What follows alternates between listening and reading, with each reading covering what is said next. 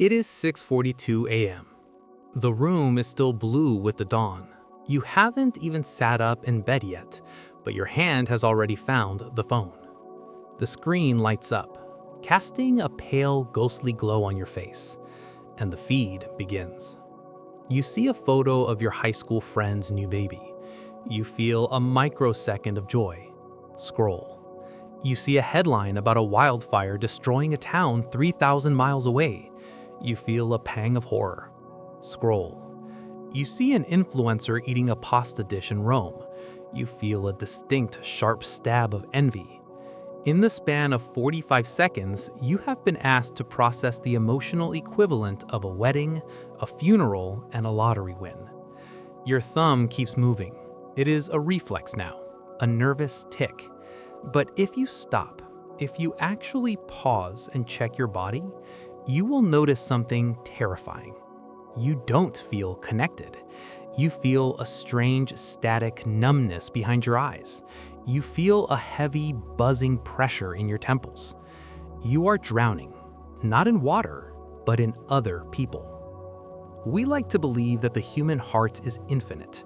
We tell ourselves that empathy is a muscle that can stretch forever, that we can care about everyone, everywhere, all at once. But biology is cruel, and biology has a budget. In the 1990s, an anthropologist named Robin Dunbar discovered a hard mathematical ceiling to your social existence.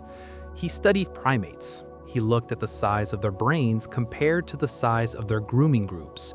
He found that for humans, the number is approximately 150. This is Dunbar's number. This is the cognitive limit of the human neocortex. You can maintain about 5 close loved ones, 15 good friends, 50 acquaintances, and a maximum of 150 stable relationships where you know who they are and how they relate to everyone else. For 200,000 years, this was the village. This was a tribe. If a stranger walked into the village, it was an event. It was a crisis. But today, you carry a device in your pocket that demands you maintain the village with 5,000 people. You are trying to run a global civilization on hardware designed for a hunter-gatherer tribe.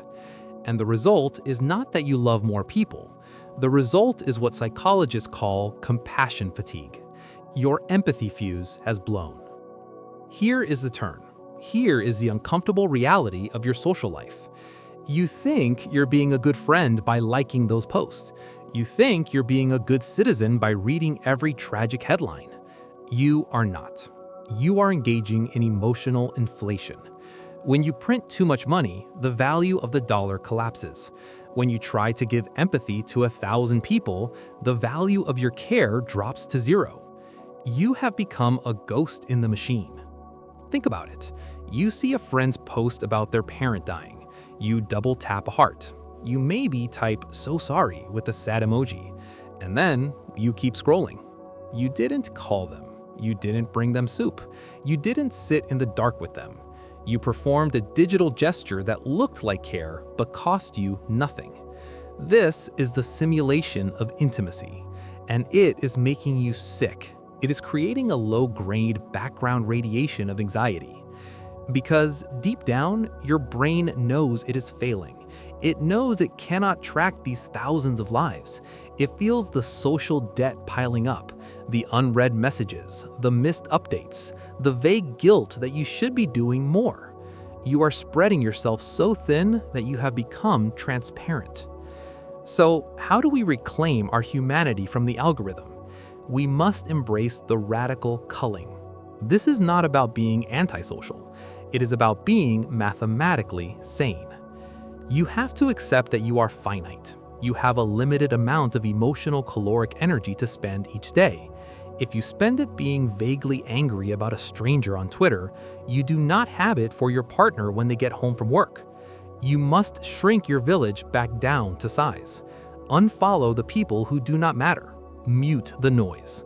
It feels cruel at first. It feels like you are closing the gates. Close them.